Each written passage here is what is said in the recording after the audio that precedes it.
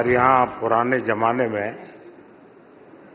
युद्ध में जाने से पहले बहुत जोरों की दुंदुभी बजाई जाती थी, बड़े ब्यूगल बजाए जाते थे ताकि जाने वाला जरा जोश में जाए।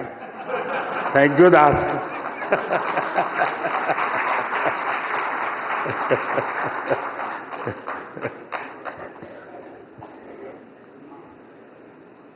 टीवी 9 के सभी दर्शकों को मेरा नमस्कार और यहां उपस्थित आप सबको भी। मैं अक्सर भारत की डायवर्सिटी की चर्चा करता रहता हूं। इस डायवर्सिटी को टीवी 9 का न्यूज रूम आपकी रिपोर्टिंग टीम में बखूबी वो नजर आता है, ये रिप्रेजेंट करता है।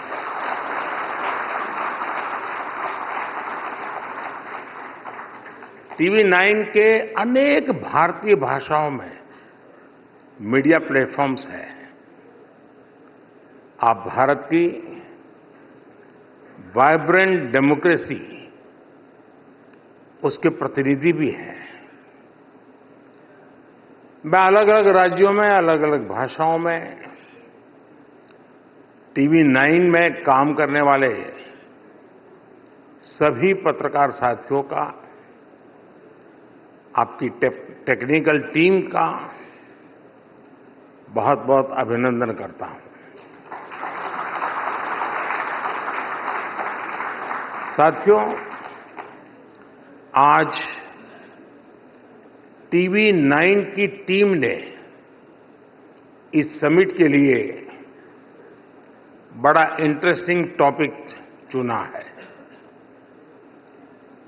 India poised for the next big leap. और बिग लीप तो हम तभी ले सकते हैं जब हम जोश में हो, ऊर्जा से भरे हुए हो। कोई हताश निराश देश हो या व्यक्ति बिग लीप के बारे में सोच ही नहीं सकता।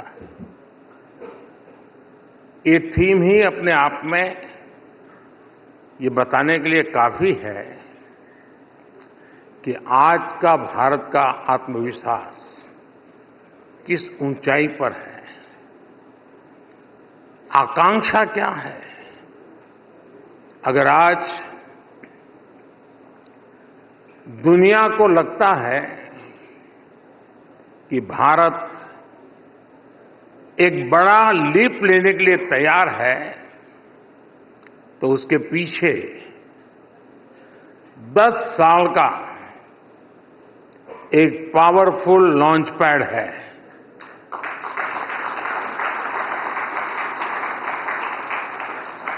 तो 10 वर्ष में ऐसा क्या बदला कि आज हम यहां पहुंचे हैं।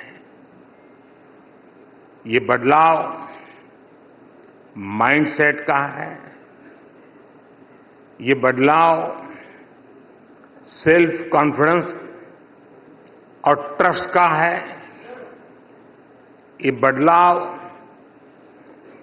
गुड गवर्नेंस का, सुशासन का। साथियों, एक बहुत पुरानी कहावत है, मन के हारे हार है, मन के जीते जीत।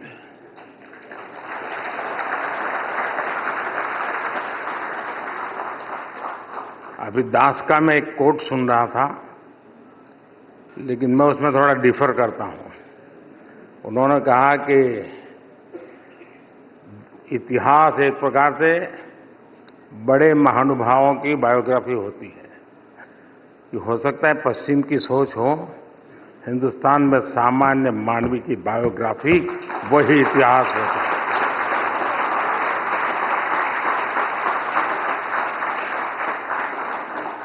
वो ही देश का सच्चा सामर्थ्य होता है। और इसलिए बड़े लोग आए चले गए, देश अजरा अमर रहता है।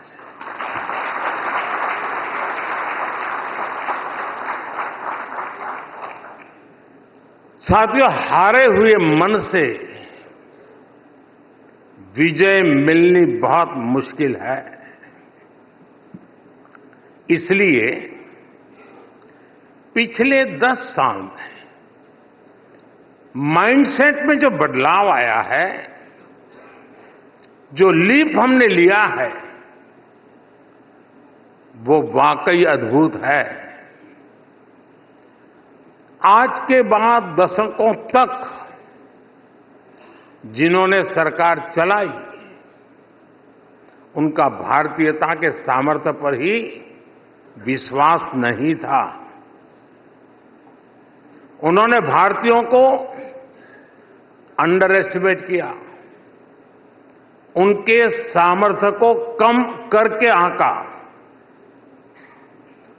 तब लाल किले से कहा जाता था कि हम भारतीय निराशावादी हैं, पराजय भावना को अपनाने वाले हैं। लाल किले से ही भारतीयों को आलसी कहा गया, मेहनत से जी चुराने वाला कहा गया।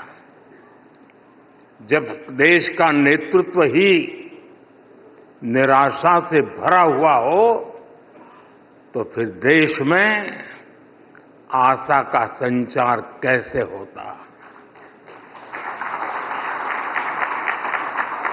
इसलिए देश के अधिकांश लोगों ने भी ये मान लिया था कि देश तो अब ऐसे ही चलेगा। ऊपर से करप्शन, हजारों करोड़ के घोटाले, पॉलिसी पैरालिसिस, परिवारवाद, इन सब ने देश की नींव को तबाह करके रख दिया था। पिछले 10 वर्षों में हम उस भयावह स्थिति से देश को निकालकर यहां लाए हैं।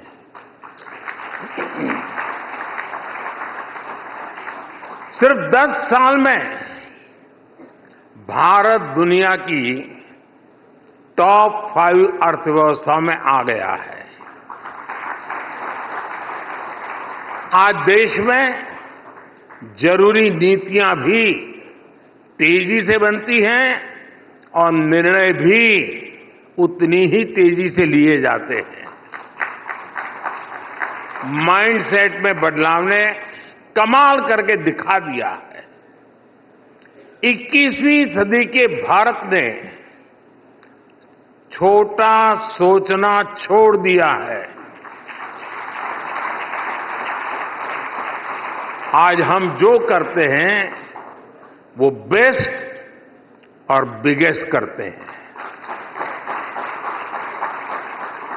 आज भारत की उपलब्धियां देखकर दुनिया हैरान है। दुनिया भारत के साथ चलने में अपना फायदा देख रही है और भारत ने ये भी कर लिया, ये रिएक्शन, अच्छा भारत ने कर लिया, भारत में ये हो गया, ये रिएक्शन आज की दुनिया का न्यू नॉर्मल है। बढ़ती विश्वसनीयता आज भारत की सबसे बड़ी पहचान है। अब 10 साल पहले के और आज के एफडीआई के आंकड़े देखिए। पिछली सरकार में 10 साल में $300 बिलियन की एफडीआई भारत में आई। हमारी सरकार के 10 साल में $640 बिलियन की एफडीआई भारत में आई।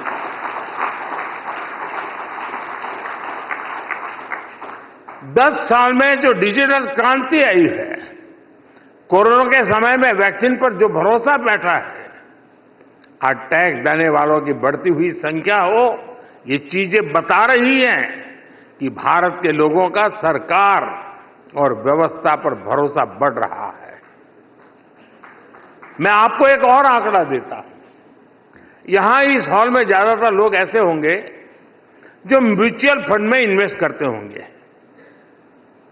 साल 2014 में देश में लोगों ने करीब 9 लाख करोड़ रुपए म्यूचुअल फंड में इन्वेस्ट कर रखे थे। अगर मैं साल 2024 की बात करूं तो आज देश के लोगों ने 52 लाख करोड़ रुपए, उससे भी ज्यादा म्यूचुअल फंड में इन्वेस्ट कर रखा है। ये इसलिए हुआ है क्योंकि हर भारतीय को ये विश्वास है कि देश मजबूती से आगे बढ़ रहा है और जितना विश्वास उसे देश पर है उतना ही खुद पर भी है। हर भारतीय सोच रहा है मैं कुछ भी कर सकता हूं, मेरे लिए कुछ भी असंभव नहीं है। और ये बात टीवी 9 के दर्शक भी नोट करते होंगे कि अनेक लोगों का प्रिडिक्शन जहां अटक जाता है उससे भी कहीं ज्यादा बेहतर परफॉर्म करके हमने दिखाया है।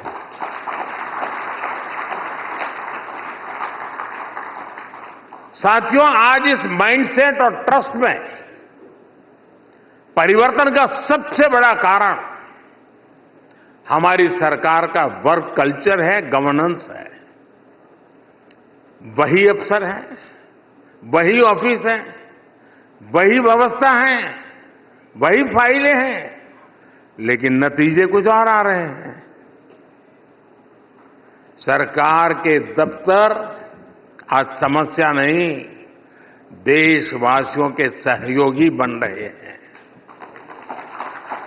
ये व्यवस्था आने वाले समय के लिए गवर्नेंस के नए आदर्श स्थापित कर रही है। साथियों, भारत के विकास को गति देने के लिए, बिग लीप लेने के लिए ये बहुत जरूरी था कि जिस गियर पर पहले भारत चल रहा था उस गियर को बदला जाए।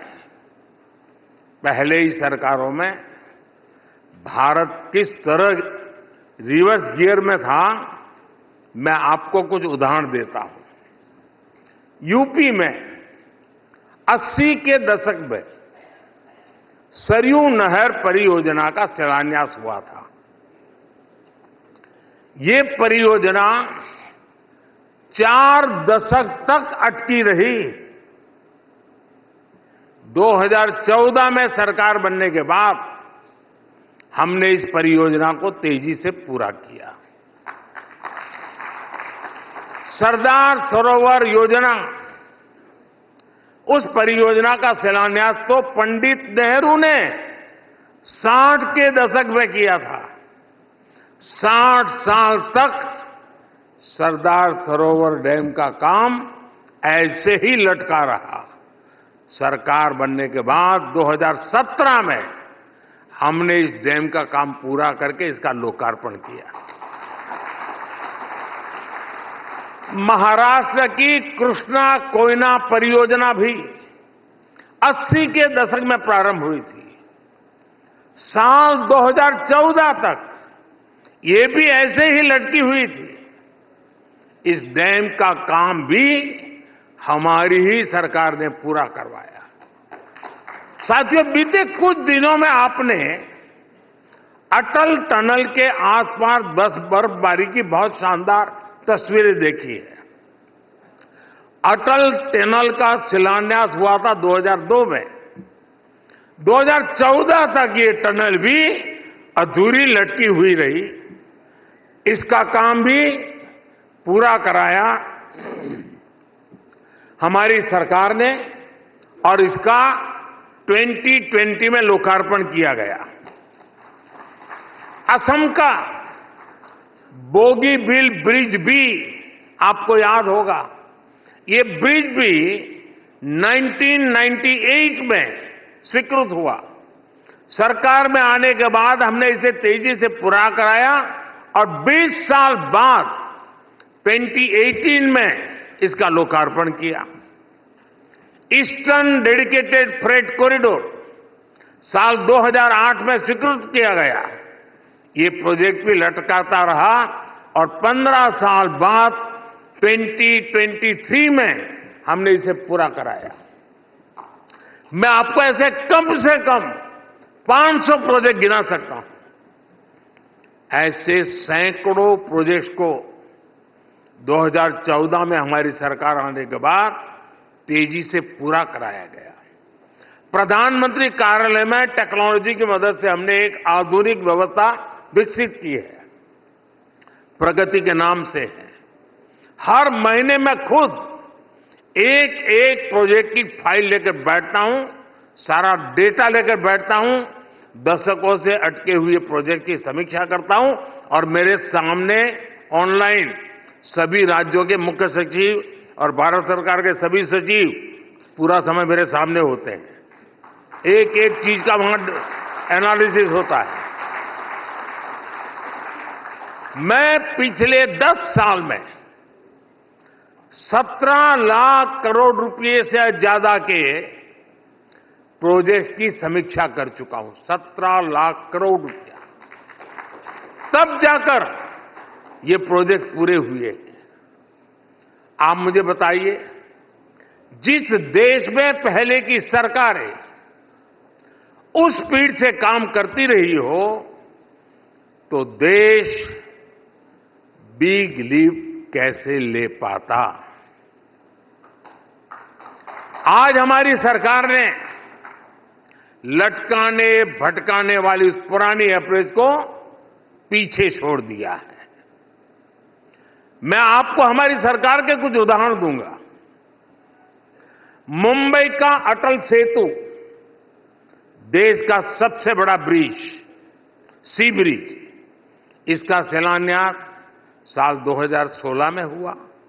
हमने कुछ सप्ताह पहले इसका लोकार्पण भी कर दिया। संसद की नई बिल्डिंग, इसका शिलान्यास साल 2020 में किया, पिछले ही साल इसका लोकार्पण हो गया। जम्मू एम्स का शिलान्यास साल 2019 में हुआ था, पिछले सप्ताह 20 फरवरी को इसका लोकार्पण भी हो गया।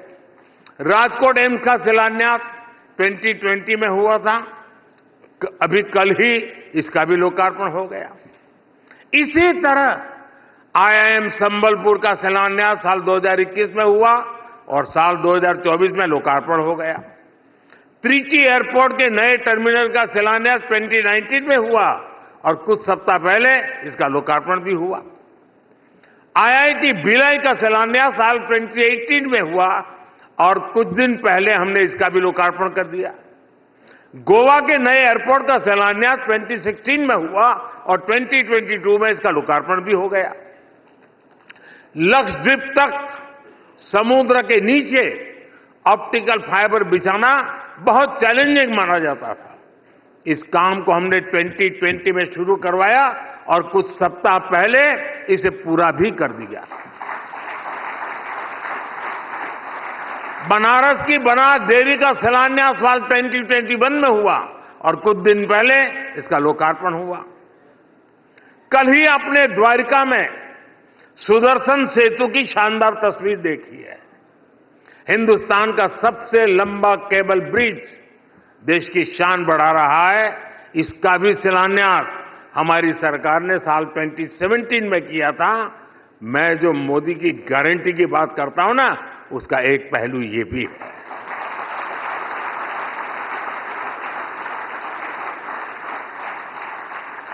जब ये स्पीड होती है, तेजी से काम करने की इच्छा शक्ति होती है, जब टैक्स पेयर के पैसे का सम्मान होता है, तब देश आगे बढ़ता है, तब देश बिग लीप के लिए तैयार होता है। साथियों, भारत आज जिस स्केल पर काम कर रहा है वो अप्रत्याशित कल्पना से परे है। मैं आपको सिर्फ बीते एक सप्ताह के उदाहरण देना, एक वीक के 20 फरवरी को मैंने जम्मू से एक साथ देश के दर्जनों आईआईटी, आईएम, IIIT जैसे हायर एजुकेशन इंस्टीट्यूट का लोकार्पण किया। 24 फरवरी को मैंने राजकोट से देश के 5 एम्स के एक साथ लोकार्पण किया। आज सुबह मैंने देश के 27 राज्यों के 500 से ज्यादा रेलवे स्टेशन के रीडेवलपमेंट का शिलान्यास किया। आज के उसी कार्यक्रम में देश में 1,500 से ज्यादा ओवरब्रिज और अंडरपास के एक साथ काम शुरू हुआ। अभी मैंने इस कार्यक्रम में आने से पहले ही सोशल मीडिया पर साइट एक्स पर एक थ्रेड शेयर किया है। इसमें मैंने अपने आने वाले 2 दिन के कार्यक्रमों के बारे में बताया है। मैं कल सुबह केरला, तमिलनाडु और महाराष्ट्र जाने वाला हूं। वहां स्पेस के कार्यक्रम हैं, एमएसएमई के कार्यक्रम हैं, पोर्ट से जुड़े कार्यक्रम हैं, ग्रीन हाइड्रोजन से जुड़े कार्यक्रम हैं, किसानों से जुड़े कार्यक्रम हैं। भारत ऐसी स्केल पर काम करके ही बिग लीप लगा सकता है।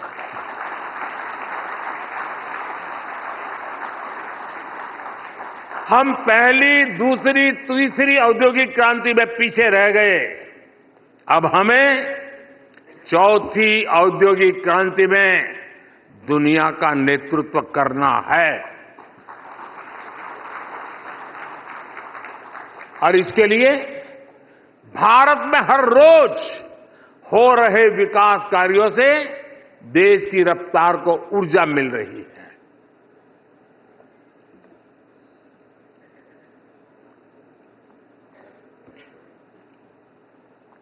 भारत में हर दिन, आप एक के बाद एक दिमाग जरा बराबर अलर्ट रखिए, भारत में हर दिन 2 नए कॉलेज खुले हैं। हर हफ्ते एक नई यूनिवर्सिटी खुली है। भारत में हर दिन 55 पेटेंट्स और 600 ट्रेडमार्क रजिस्टर किए गए हैं। भारत में हर दिन करीब 1.5 लाख मुद्रा लोन बांटे गए हैं। भारत में हर दिन 37 नए स्टार्टअप बने हैं। भारत में हर दिन 16,000 करोड़ रुपए के यूएई ट्रांजैक्शन हुए हैं। भारत में हर दिन 3 नए जन औषधि केंद्रों की शुरुआत हुई है। भारत में हर दिन 14 किलोमीटर रेलवे ट्रैक का निर्माण हुआ है। भारत में हर दिन 50,000 से अधिक एलपीजी गैस कनेक्शन दिए गए हैं। भारत में हर सेकंड एक नल से जल का कनेक्शन दिया गया है। भारत में हर दिन 75,000 लोगों को गरीबी से बाहर निकाला गया है।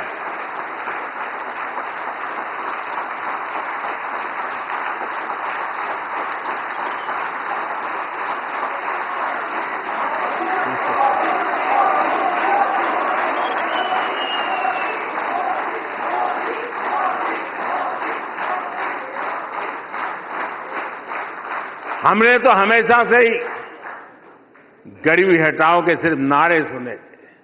किसने सोचा था कि 10 साल में 25 करोड़ लोग गरीबी से बाहर निकल आएंगे? लेकिन ये हुआ है और हमारी ही सरकार में हुआ है। साथियों, भारत में कंजम्पशन को लेकर हाल ही में एक रिपोर्ट आई है जिससे नए ट्रेंड का पता चलता है। भारत में गरीबी अब तक के सबसे कम स्तर पर यानी सिंगल डिजिट में पहुंच गई है। इस डेटा के मुताबिक पिछले 1 दशक की तुलना में कंजम्पशन 2.5 गुना बढ़ गया है। यानी भारत के लोगों की विभिन्न सेवाओं और सुविधाओं पर खर्च करने की क्षमता और बढ़ गई है। ये भी सामने आया है कि पिछले 10 साल में गांवों में कंजम्पशन शहरों की तुलना में कहीं ज्यादा तेज गति से बढ़ा है। यानी गांव के लोगों का आर्थिक सामर्थ्य बढ़ रहा है, उनके पास खर्च करने के लिए ज्यादा पैसे हो रहे हैं। ये ऐसे नहीं हुआ है, ये हमारे उन प्रयासों का परिणाम है जिनका फोकस गांव, गरीब और किसान है। 2014 के बाद से हमारी सरकार ने गांवों को ध्यान में रखकर इंफ्रास्ट्रक्चर का निर्माण किया। गांव और शहर के बीच कनेक्टिविटी बेहतर हुई, रोजगार के नए अवसर तैयार किए गए, महिलाओं की आय बढ़ाने के साधन विकसित किए गए।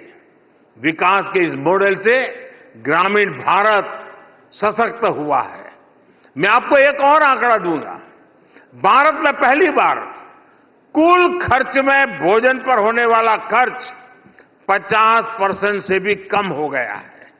यानी पहले जिस परिवार की सारी शक्ति भोजन जुटाने में खर्च हो जाती थी, आज उसके सदस्य सारी चीजों पर पैसे खर्च कर पा रहे हैं। साथियों, पहले की सरकारों की एक और सोच थी कि वो देश की जनता को अभाव में रखना पसंद करती थी। अभाव में रह रही जनता को ये लोग चुनाव के समय थोड़ा बहुत देकर अपना स्वार्थ सिद्ध कर लेते थे।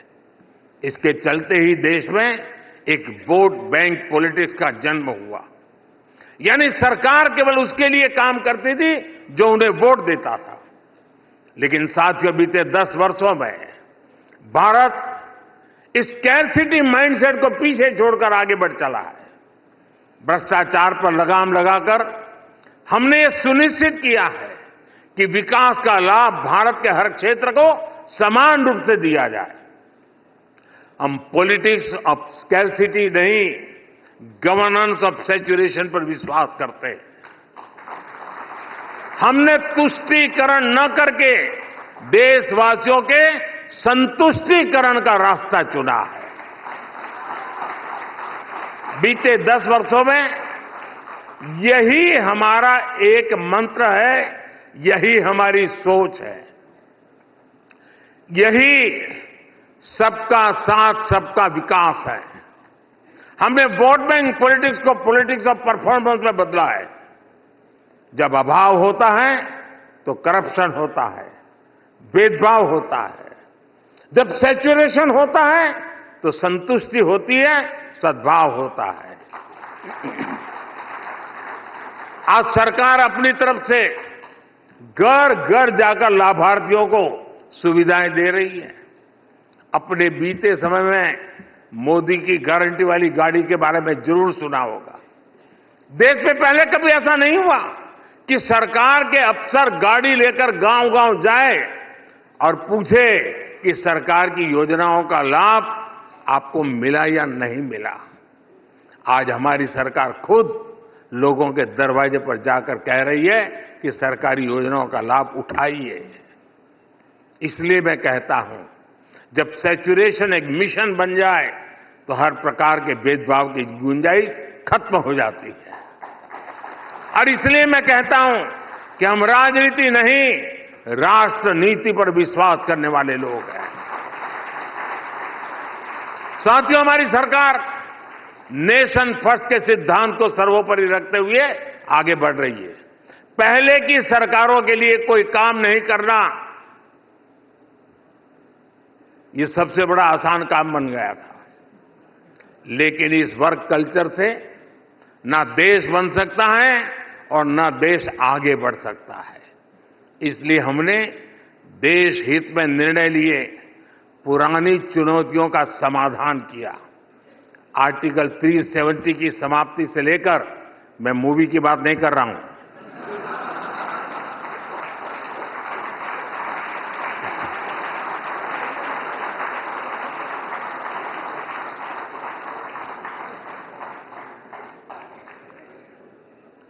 आर्टिकल 370 की समाप्ति से लेकर राम मंदिर निर्माण तक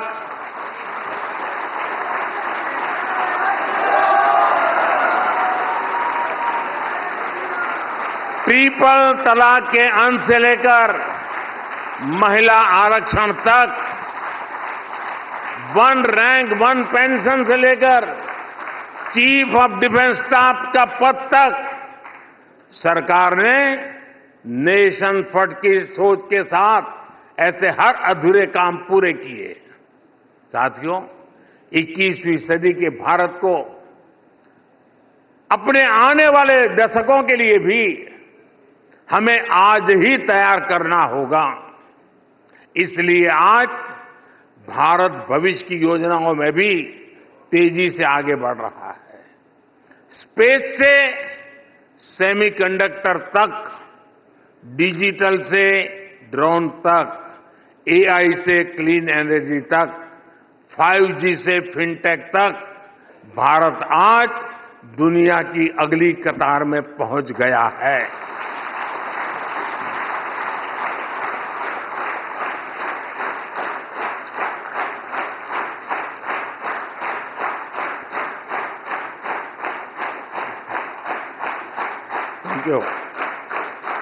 भारत आज ग्लोबल वर्ल्ड में डिजिटल पेमेंट्स की सबसे बड़ी ताकतों में से एक है। भारत आज फिनटेक एडॉप्शन रेट में सबसे तेजी से बढ़ता देश है। भारत आज चंद्रमा के दक्षिण ध्रुव पर उतरने वाला पहला देश है। भारत आज सोलर इंस्टॉल्ड कैपेसिटी में दुनिया के अग्रणी देशों में से एक है। भारत आज 5G नेटवर्क के विस्तार में यूरोप को भी पीछे छोड़ चुका है। भारत आज सेमीकंडक्टर सेक्टर में भी तेजी से आगे बढ़ रहा है।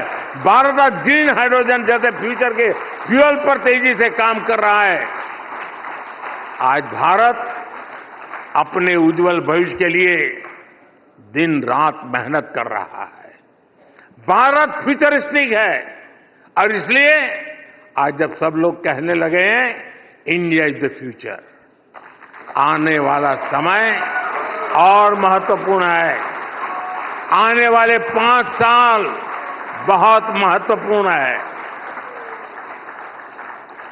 और मैं ये सूझे ऑडियंस यहां बैठा है और बड़ी जिम्मेवारी के साथ कहता हूं, हमारे तीसरे कार्यकाल में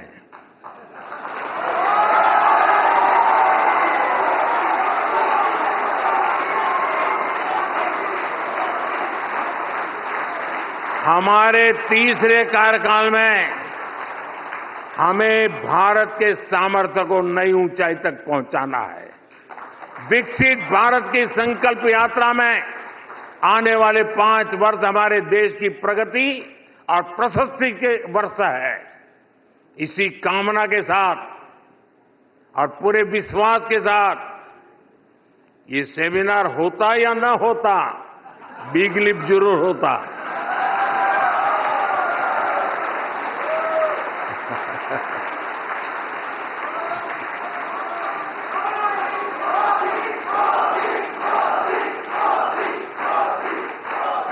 इतना फायदा जरूर हुआ कि आपने बिग लिप का कार्यक्रम रखा तो मुझे भी अपने लिप खोलने का मौका मिल गया।